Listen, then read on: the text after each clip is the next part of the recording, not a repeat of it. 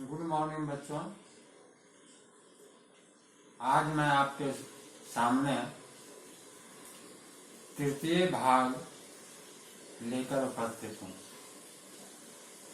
आप जानते ही हैं कि प्रेमचंद कृत कहानी दो बैलों की कथा से संबंधित बातों को मैं आपके सामने रखूंगा। इसके पूर्व आप यह जानें कि प्रश्न इस तृतीय भाग में किस तरह के बनेंगे। तो पहले प्रश्न ही आप देखें कि कांजी हाउस में पशुओं को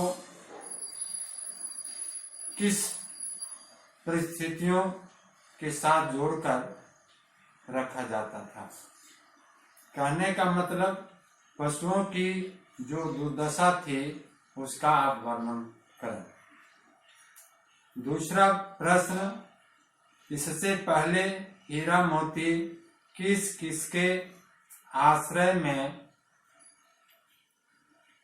रह रहे थे, वहां उन्हें कैसा व्यवहार उनके साथ किया जाता था। तीसरा कि कांजी हाउस में हीरा मोती मिट्टी चाटकर क्यों रहते थे। पांचवा, आप कैसे कह सकते हैं कि कांजी हाउस अंग्रेजों की जेलों की ओर संकेत करता है। यह बहुत महत्वपूर्ण प्रश्न है। और एक प्रश्न और भी है जो प्रायः स्कूलों में और बोर्ड परीक्षा में पूछा जाता है। वह प्रश्न है कि कांजी हाउस में हाजिरी क्यों ली जाती थी।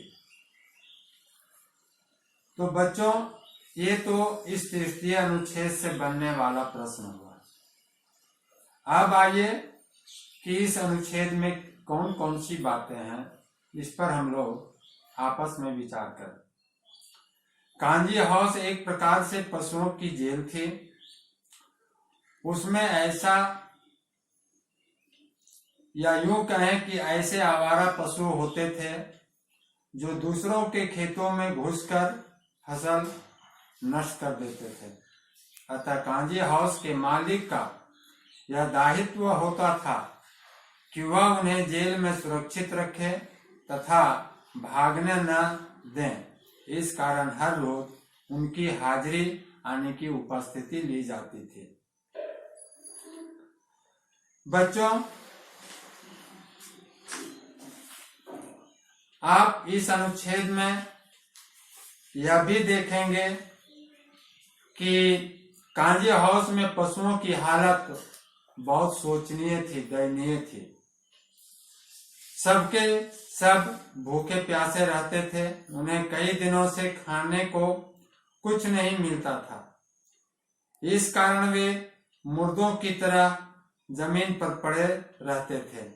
कमजोरी के कारण से वे खड़े भी नहीं हो पाते थे।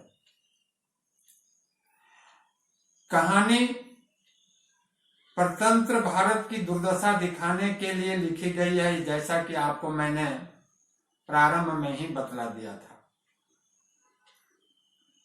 कांजी हाउस वह जगह है जहां आवारा पशु बांधे जाते थे।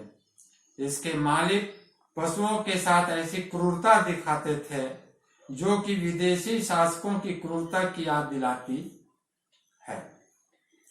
अंग्रेज शासक भी भारतीय विद्रोहियों के साथ ऐसी ही क्रूरता से पेश आते थे।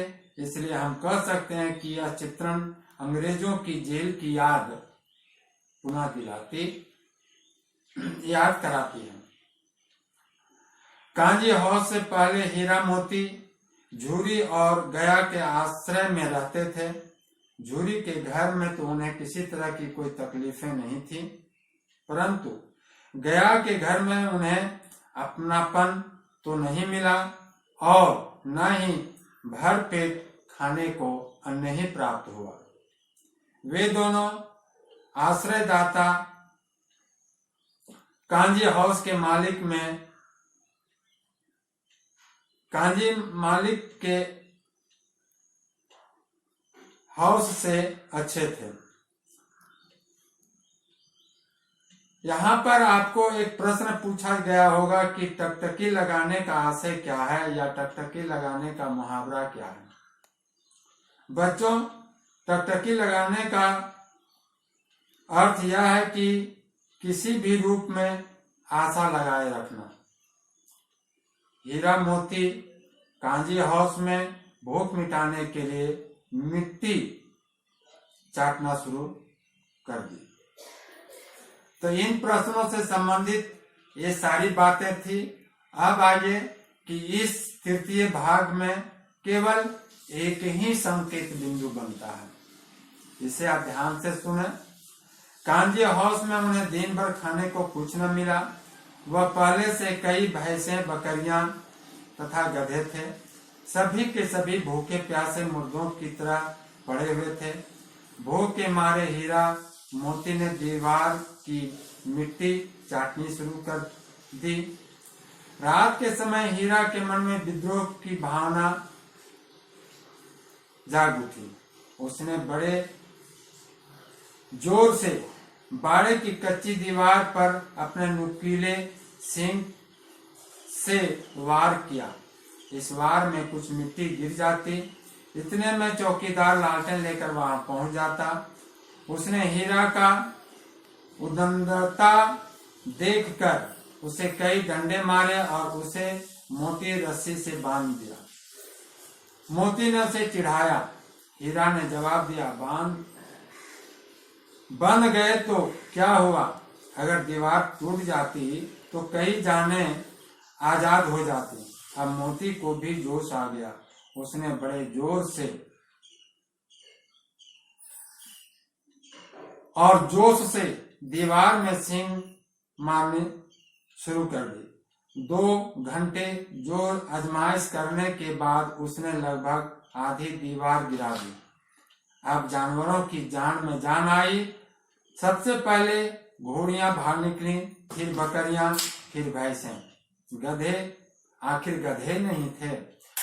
गधे वहीं खड़े रहे। बोले, भागने का क्या फायदा, फिर पकड़े जाएंगे। मोती ने उन्हें सींग मार मार कर भगाया, लेकिन हीरा रस्सी से बंधा था। कैसे भागता? हीरा ने मोती को कहा कि वह भाग जाए, वरना उसकी खूब पिटाई होगी। मोती बोला, मैं विपत्ति में तुम्हें कैसे छोड़ सकता हूँ। वह भी वहीं सो गया। सुबह होते ही कांजी हाउस के कर्मचारियों में खलबली मच गई।